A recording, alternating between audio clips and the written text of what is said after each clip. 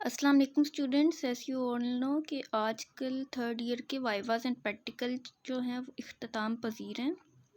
Through out the session मुझे practical के pattern और प्रैक्टिकल्स में क्या होता है उसको समझने में बहुत दिक्कत महसूस हुई एंड आई वांट कि ये दिक्कत मेरे जूनियर्स महसूस ना हो करें, और इसके लिए मैं आज ये वीडियो बनाने लगी हूँ। So in today's video we are going to discuss about the practical and ऑस्पी system of the behavioural sciences. जो बिहेवियरल साइंसेस का पूरा प्रॉफ होता है वो 200 मार्क्स का होता है, जिसमें से 100 मार्क्स हमारे थ्योरी के होते हैं और थ्योरी में 10 मार्क्स इंटरनल असेसमेंट के होते हैं, जो हमारी थ्रू आउट द साल परफॉर्मेंस है उसकी बुनियाद पे भेजे जाते हैं टू द UHS। बाकी जो 90 मार्क्स हैं वो थ्योरी के होते हैं, जो आप वहाँ पे जाके 90 मार्क्स का पेपर अटैम्प्ट करके आते हैं। रिमेनिंग 100 मार्क्स आपके प्रैक्टिकल के होते हैं, और प्रैक्टिकल में 10 मार्क्स फिर से इंटरनल असेसमेंट के और बाकी जो 90 मार्क्स हैं वो प्रैक्टिकल के होते हैं। अब इन मार्क्स की डिस्ट्रीब्यूशन देख लेते हैं। बिहेवियरल साइंसेस में 5 शॉर्ट स्टेशन होते हैं और 1 लॉन्ग स्टेशन होता है, और हर शॉर्ट स्टेशन पे आपको ऑलमोस्ट 4 मिनट्स मिलते हैं, जबकि लॉन्ग स्टेशन पे आपको 20 मिनट्स मिलते हैं। हर शॉर्ट स्टेशन क्योंकि 9 मार्क्स का होता है तो फिर टोटल शॉर्ट स्टेशंस जो हैं उनके मार्क्स होंगे 45, और लॉन्ग स्टेशन जो है वो पूरा परफॉर्म करना होता है और उसके आपके पास होते हैं मार्क्स 45। तो 45 + 45 तकरीबन 90 मार्क्स का प्रैक्टिकल हो जाता है, और बाकी 10 मार्क्स हम इंटरनल असेसमेंट के इंक्लूड कर ले तो ये 100 मार्क्स का प्रैक्टिकल पोर्शन कवर अप हो जाता है बिहेवियरल साइंसेस का। अब बिहेवियरल साइंसेस का प्रैक्टिकल प्रिपेयर किस तरह से करना है और वहाँ जाके परफॉर्म किस तरह से करना है। शॉर्ट स्टेशन क्योंकि 5 होते हैं तो उसमें क्या कुछ होता है, उसमें या तो आपको सिनेरियो दिया जाएगा, उसमें या तो आपको कंसेंट आ जाएगी, या ब्रेकिंग बैड न्यूज़ आ जाएगी, काउंसलिंग आ जाएगी, या फिर इंफॉर्मेशनल केयर आ जाएगी, या मसल रिलैक्सेशन टेक्निक पूछ ली जाएगी। और लॉन्ग स्टेशन जो है उसमें हर बार साइको सोशल असेसमेंट ही आती है। अब हम 1 बाय 1 इनको एक एक करके डिस्कस करेंगे। अब BS के प्रैक्टिकल का माहौल कैसा होता है और किस तरह से आपको प्रैक्टिकल के लिए बुलाया जाता है। तो आमतौर पे ऐसा ही होता है कि 2 बैचेस कंबाइन कर दिए जाते हैं। फॉर एग्जांपल E और F बैच को कंबाइन कर दिया गया था। फिर 10-10 स्टूडेंट्स का ग्रुप बनता है और एक टाइम में अंदर प्रैक्टिकल परफॉर्म करने के लिए, OSP परफॉर्म करने के लिए 10 स्टूडेंट्स को बुलाया जाता है। अब यहाँ पे कुछ पॉइंट्स हैं कि सबसे पहली बात, BS के प्रैक्टिकल में आप लाजमी रोल नंबर स्लिप रखें, क्योंकि BS के प्रैक्टिकल में अक्सर औकात रोल नंबर स्लिप चेक हो जाती है और फिर थोड़ी सी प्रॉब्लम होती है। ऐसा नहीं होता खुदा ना खास्ता प्रैक्टिकल कैंसिल कर देते हैं, लेकिन फिर आपको भाग दौड़ करनी पड़ती है, घर से मंगवानी पड़ती है, जाके प्रिंट निकलवाना पड़ता है, तो वो थोड़ा सा एग्जॉस्टिंग हो जाता है। तो ख्याल करें रोल नंबर स्लिप लाजमी लेकर जाएं। 10-10 स्टूडेंट्स को 1 एट अ टाइम बुलाएंगे और फिर वहाँ पे जो अटेंडेंट खड़े होंगे वो आपको खुद गाइड कर देंगे कि इस स्टूडेंट ने इस वक्त इस स्टेशन पे जाना है और इस स्टूडेंट ने इस वक्त इस स्टेशन पे जाना है। कोई किसी शॉर्ट केस की तरफ चला जाएगा, कोई किसी शॉर्ट केस की तरफ चल जाएगा, और कुछ के पास लॉन्ग केस जो है वो पहले आ जाएगा। तो ये तो बात हो गई प्रैक्टिकल की। अब प्रैक्टिकल में करना क्या है कि BS का जो प्रैक्टिकल होता है उसमें चंद चीज़ें कॉमन है जिनका हमें बहुत ख्याल करना है। नंबर 1, आपके सामने जो भी उन्होंने पेशेंट रखा हुआ है उसके साथ आपने रीजनेबल आई कांटेक्ट मेंटेन करना है। आपने इस तरह से उसको नहीं देखना कि आप उसको घूर रहे हैं, लेकिन आपने उसकी तरफ इतना आई कांटेक्ट मेंटेन करना है कि उसे लगे कि हाँ आप उसकी बात तवज्जो से सुन रहे हो, and that is very important. दूसरी बात जो इम्पोर्टेंट है BS के प्रैक्टिकल में कि आपने जो बैठना है पेशेंट की तरफ, या जो भी आपके सामने रखा गया होगा पेशेंट या अटेंडेंट, उनकी तरफ आपने ओपन एंडेड पोजीशन में बैठना है, ओपन बॉडी पोजीशन में बैठना है, कि आपका सारा रुख जो है आपकी बॉडी का वो सामने वाले पेशेंट की तरफ हो। तो डैट इज़ वेरी इंपॉर्टेंट। तो इन सब चीज़ों से पेशेंट को लगता है कि हाँ डॉक्टर मेरी तरफ मुतवज्जा है। फ़ोन्स आपने बिल्कुल अपने पास नहीं रखने। खुदा ना खास्ता अगर प्रैक्टिकल के दौरान किसका फ़ोन मिल गया तो वो बहुत खफा होते हैं और बाज़ औक़ात पेपर कैंसिल भी कर देते हैं। अगली बात ये है कि आपने पेशेंट से उसी लैंग्वेज में कम्युनिकेट करना है जो उसे आती है। मोस्टली जो वहाँ पे उन्होंने अटेंडेंट्स रखे होते हैं, उन्हें पता है कि ये सिर्फ स्टूडेंट्स हैं, तो हो सकता है उनको सराइकी पंजाबी बोलने में थोड़ी सी दिक्कत हो। तो मोस्टली वहाँ पे जो अटेंडेंट्स रखे होते हैं एज अ पेशेंट, वो उर्दू स्पीकिंग ही होते हैं। अगली बात ये कि चाहे प्रैक्टिकल की टेंशन होती है, मुझे भी थी, वो टेंशन आपके चेहरे से नुमाया नहीं होनी चाहिए। जब आप एग्जामिनर के पास जाएं, जो आपको पेशेंट फरहम किया गया है उसके पास जाएं, तो आपका चेहरा जो है रिलैक्स्ड हो और बिल्कुल आप नॉर्मली उससे वैसे ही बात करें जैसे आप नॉर्मली अपने कोलीग्स के साथ, अपने फ्रेंड्स के साथ, अपने रिश्तेदारों के साथ, अपने पेरेंट्स के साथ डील करते हैं। पेशेंट जो है वो आपके साथ थोड़ा सा फ्रैंक हो जाए, Frank not in a negative way, कि वो खुल के आपको अपनी सारी प्रॉब्लम बता सके। उसके बाद एक इम्पॉर्टेंट बात यह है कि आपने अपने फेस एक्सप्रेशन सामने वाले पेशेंट की बात के मुताबिक रखने हैं। जाएँ आप हल्की सी स्माइल लाजमी रखें चेहरे पे, ताकि पेशेंट खुद भी कंफर्टेबल हो और आप अपने आप को कंफर्टेबल रखें, ताकि आप पेशेंट को भी कंफर्टेबल कर सकें। लेकिन अगर खुदा ना खास्ता पेशेंट कोई अपने करीबी रिश्तेदार की डेथ का जिक्र कर रहा है या आप कोई गलत खबर बीमारी की लेकर जा रहे हैं पेशेंट तक, तो आप अपने चेहरे पे हल्की सी उदासी लाजमी लेकर आएँ, यानी अपनी जो चेहरे के एक्सप्रेशंस हैं वो सामने वाले पेशेंट के मुताबिक कर लें। तो ये छोटी छोटी चीज़ें हैं जो बीएस के प्रैक्टिकल में बहुत ज़्यादा काउंट होती हैं। अब चाहे कंसर्न टेकिंग हो, चाहे ब्रेकिंग बैड न्यूज़ हो, चाहे इन्फॉर्मेशनल केयर हो, व्हाटएवर, कुछ क्वेश्चन हैं जो आपने पेशेंट से लाजमी करने हैं। आप उसके पास जाएंगी, आप उससे कहेंगे अस्सलाम वालेकुम, मेरा नाम डॉक्टर हमना अशरफ है, आपका नाम क्या है? मेरे पास जो पेशेंट मौजूद थी एक स्टेशन पे, उनका नाम अस्मा था। आप उन्हें बोलें, अस्मा साहिबा आप उर्दू ज़बान समझती हैं? कहेंगी जी। तो आपने अगला पॉइंट उनके सामने ये रखना है कि अस्मा साहिबा, गुफ्तगू का आगाज़ करने से पहले मैं ये बात आपको वाज़ेह करना चाहती हूँ कि आपके और मेरे दरमियान जो भी गुफ्तगू होगी वो राज रखी जाएगी और आपकी इजाज़त के बगैर किसी तीसरे बंदे तक मुंतकिल नहीं की जाएगी। तो आप इत्मीनान से मुझसे अपनी बीमारी के बारे में बात कर सकती हैं। अगला सवाल आप पूछेंगे कि अस्मा साहिबा हस्पताल आने की वजह, तो इसमें वो आपको कुछ चीज़ें बताएंगे, उनको जो आपने गौर से सुनना है, वो चीज़ें आपने नोट करनी है। उन चीज़ों में अगर आपको थोड़ा सा कुछ आप ऐड करना चाहें तो वो चीज़ आप ऐड करेंगे, ठीक है। और इससे आगे जो है कंसेंट, इंफॉर्मेशनल केयर, उन सब का प्रोसीजर थोड़ा सा हल्का फुल्का सा डिफरेंट हो जाता है। अब हर शॉर्ट स्टेशन का इख्तिताम आपने किस तरह से करना है, वो कुछ यूँ कि आप ख़ुद से भी एक्सप्लेन करें डिज़ीज़ को पेशेंट को। फ्रेंड में आप पूछें क्या कोई सवाल है आपका? सवाल है तो आप एक्सप्लेन कर दें, नहीं है तो फिर खुदा हाफिज़ बोल दें।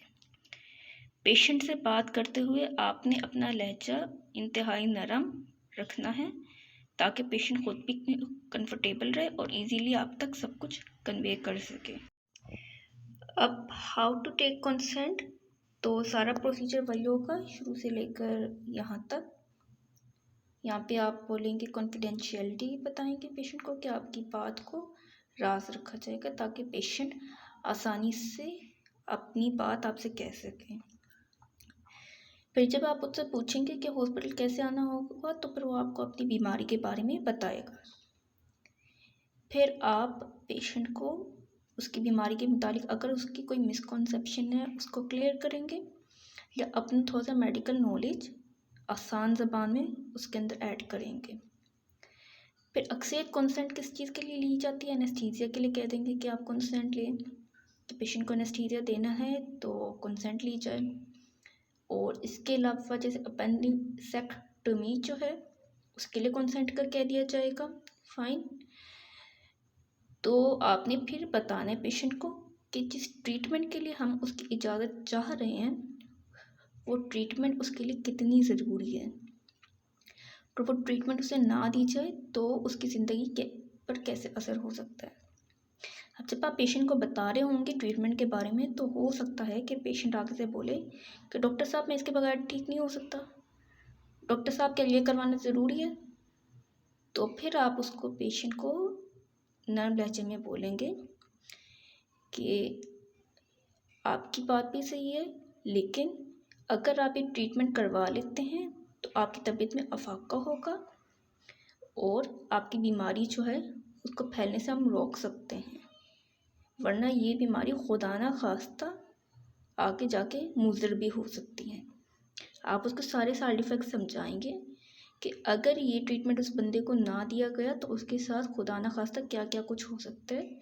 और एंड में कंसेंट के केस में एक बात लाजमी ऐड करेंगे कि एक पेशेवर डॉक्टर होने की हैसियत से मेरा काम है कि मैं आपको रहनुमाई मुहैया करूं, मैं आपको अच्छी से अच्छी ट्रीटमेंट दूं, अच्छी से अच्छा इलाज दूं, लेकिन जो हतमी फ़ैसला है वो आपका ही होगा। अब इसके बाद आपसे पूछ लिया जा सकता है कि अगर पेशेंट जो है वो ट्रीटमेंट के लिए विलिंग नहीं है तो फिर आप क्या करेंगे।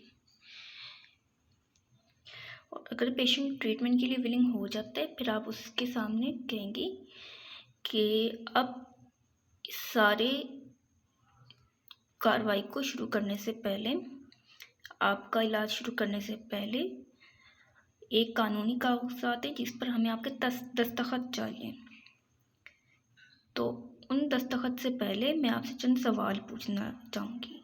अब ये वो पॉइंट आ जाते हैं जहाँ पर आपने कंसेंट टेकिंग में पेशेंट की कॉम्पिटेंसी चेक करनी होती है। कॉम्पिटेंसी किस तरह से चेक करेंगे, आप उससे पूछेंगे कि अस्मा साहिबा मैं कौन हूँ, वो बोले कि आप डॉक्टर हैं। आप पूछेंगे कि कौन सा दिन है आज, क्या तारीख़ है आज, वक्त क्या हो रहा है, हम कहाँ मौजूद हैं। अगर इन सवालों का वो सही जवाब दे देती है तो मीन्स के पेशेंट जो है मेंटली स्टेबल है और वो खुद से डॉक्यूमेंट्स पढ़ के साइन कर सकती है। तो फिर आप उसके सामने डॉक्यूमेंट्स रखेंगे कि वो डॉक्यूमेंट्स पढ़े, उन पे साइन करें, कंसेंट दे दें। अब एक क्वेश्चन मुझसे हुआ था कि अगर पेशेंट जो है अभी तो उसने साइन कर दी, ठीक है, बाद में वो कहे कि मैं ट्रीटमेंट रुकवाना चाहती हूँ, तो फिर आप क्या करेंगे। तो उसका तरीका फिर ये होता है कि अगर पेशेंट ट्रीटमेंट रुकवाना चाहता है तो आप उससे कहेंगे कि एक और डॉक्यूमेंट्स उसके सामने रखेंगे कि अगर पेशेंट ट्रीटमेंट रुकवाना चाहे तो वो बेशक रुकवा दे, लेकिन अगर ट्रीटमेंट रोकने की वजह से पेशेंट की हालत ख़राब होती तो इसका ज़िम्मेदार पेशेंट होगा, डॉक्टर नहीं होगा।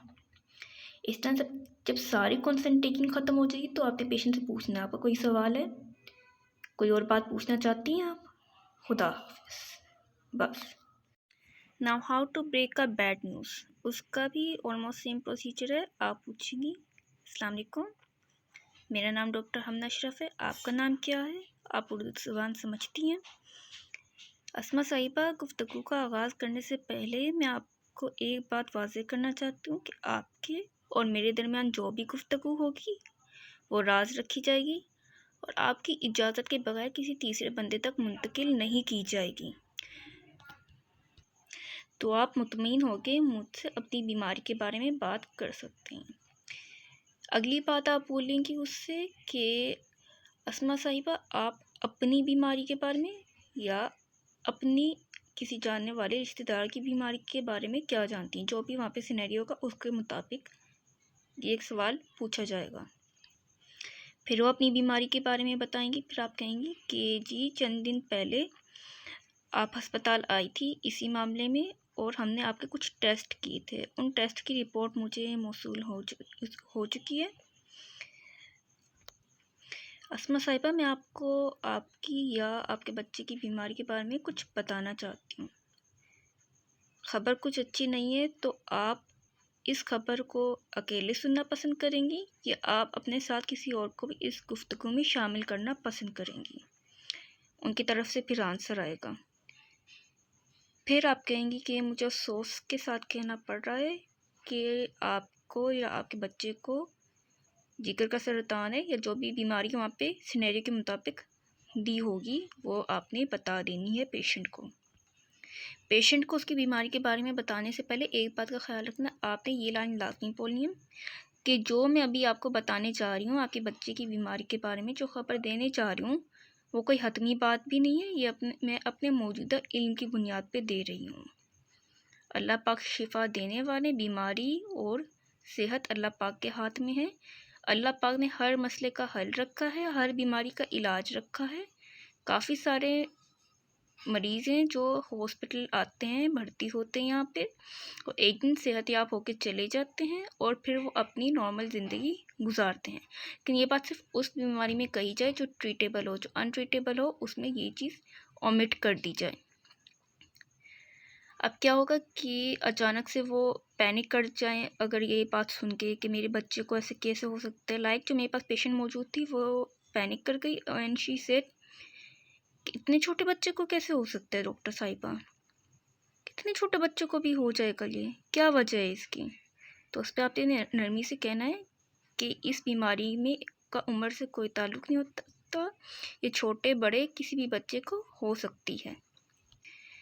और ब्रेकिंग बैड न्यूज़ में जो बहुत इंपॉर्टेंट चीज़ है that is empathy building. Empathy और सिंपैथी में डिफरेंस होता है।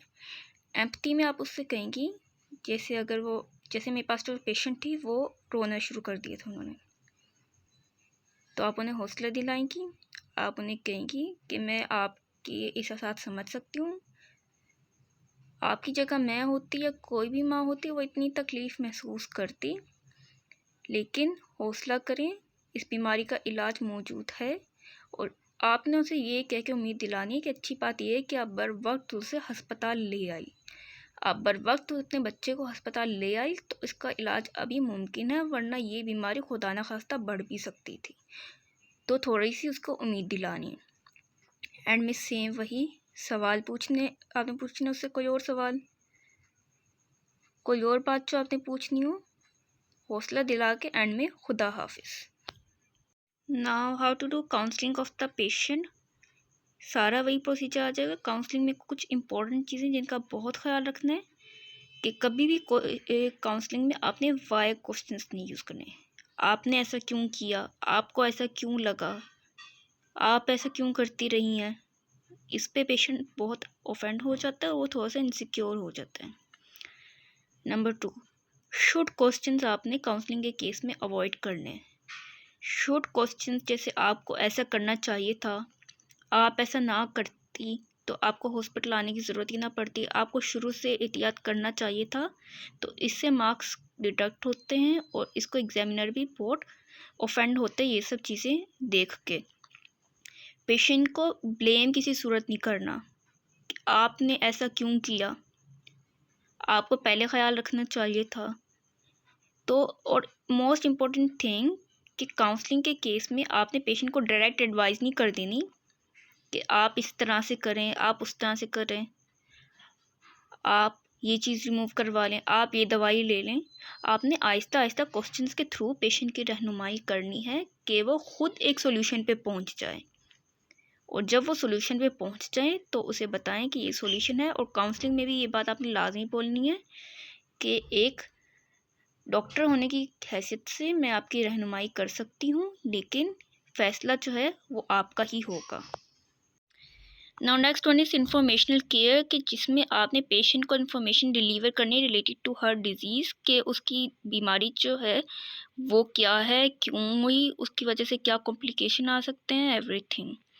सेम वही आ जाएगा इंट्रोडक्शन, फिर उसके बाद अपना इंट्रोडक्शन, लैंग्वेज, कॉन्फिडेंशियलिटी, फिर आप गुफ्तगू का आगाज़ कर दें। And again important thing is that informational care. और सारे जो बीएस के प्रैक्टिकल हैं कोशिश करें कि वो पेशेंट की लैंग्वेज में ही कंडक्ट करवाए जाएं, पेशेंट की लैंग्वेज में ही कंडक्ट करें ताकि पेशेंट भी ईजी रहे।